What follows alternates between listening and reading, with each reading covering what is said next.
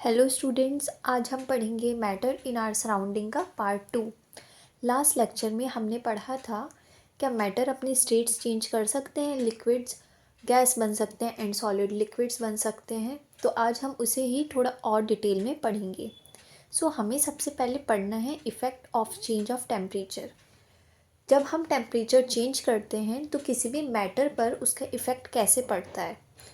ये एक सिंपल सी बात है, ये सब बच्चों को पता होगी। टेम्परेचर बढ़ाने से जो सॉलिड है स्टूडेंट्स वो लिक्विड में चेंज हो जाएगा। ये तो हमें फिज़िकली दिख रहा है ये चेंज होता हुआ, बट इसके पीछे की साइंस क्या है, वो चेंज क्यों हो रहा है, कैसे हो रहा है, वो हम यहाँ पर पढ़ेंगे। How it can change. जैसे ही हमने टेम्परेचर बढ़ाया है स्टूडेंट्स, तो जो पार्टिकल्स हैं मैटर के उनकी काइनेटिक एनर्जी भी बढ़ जाएगी, तो वो और स्पीड में मूव होने लगेंगे। एंड एक टाइम ऐसा आएगा जब वो अपनी फोर्सेस ऑफ अट्रैक्शन को ओवरकम कर लेंगे एंड फ्री हो जाएंगे। जैसे कि स्टूडेंट्स, दो पार्टिकल हैं, काइनेटिक एनर्जी से वो आगे पीछे मूव कर सकते हैं पर ज़्यादा दूर तक नहीं, बट जैसे टेम्परेचर बढ़ाने से इनकी काइनेटिक एनर्जी बहुत ज़्यादा बढ़ जाएगी, फोर्सेस ऑफ अट्रैक्शन को ओवरकम करके स्टूडेंट्स कहीं पे भी फ्रीली मूव कर सकते हैं।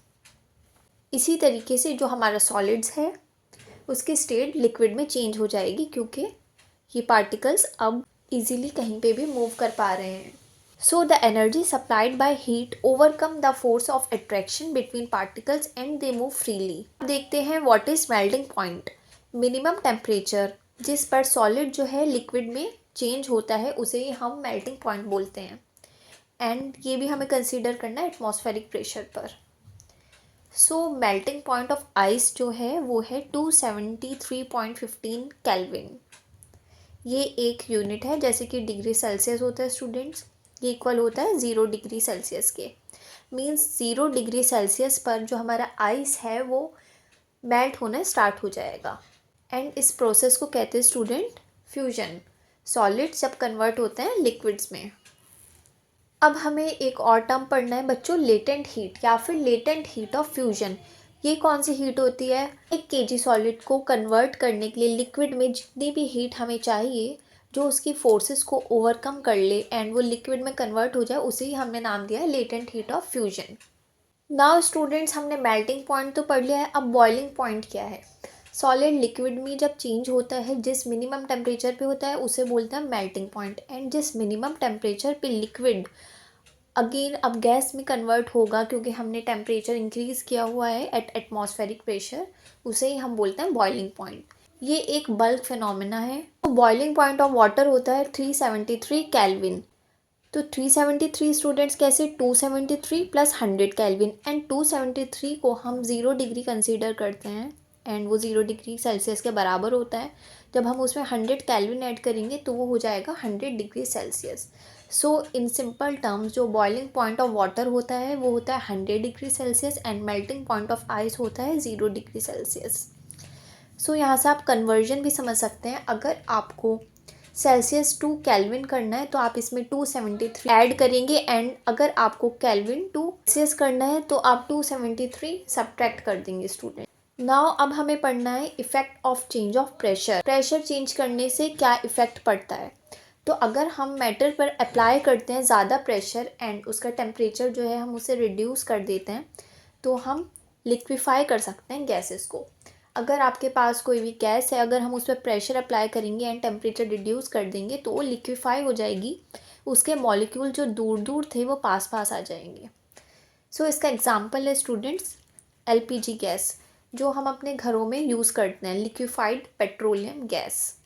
नाउ अब एक टर्म आता है ड्राई आइस। ड्राई आइस कहते हैं सॉलिड CO2 को। उसे हम बहुत ज़्यादा हाई प्रेशर के अंदर में स्टोर करके रखते हैं, बिकॉज वो जो है स्टूडेंट्स वो डायरेक्टली कन्वर्ट हो जाता है सॉलिड से गैस में, लिक्विड फॉर्म में आए ही बगैर वो सीधा गैस बन जाता है। डेट्स वाई हम उसे हाई प्रेशर के अंदर में स्टोर करके रखते हैं। स्टूडेंट्स, यहाँ पे हम देख लेते हैं हमने ओवरऑल आज क्या पढ़ा है। सॉलिड से जब लिक्विड में कन्वर्ट होता है मैटर, तो उसके पीछे की हमने साइंस पढ़ ली। क्या होता है, टेम्परेचर बढ़ाने से काइनेटिक एनर्जी बढ़ती है एंड देन वो फोर्स ओवरकम होके लिक्विड बन जाता है। एंड मिनिमम टेम्परेचर को हम बोलते हैं मेल्टिंग पॉइंट, जिस पर सॉलिड मेल्ट होता है। एंड इस प्रोसेस को हम कहते हैं फ्यूजन। एंड जितनी हीट 1 kg सॉलिड को लिक्विड में कन्वर्ट करने के लिए चाहिए उसे बोला था हमने लेटेंट हीट ऑफ फ्यूजन।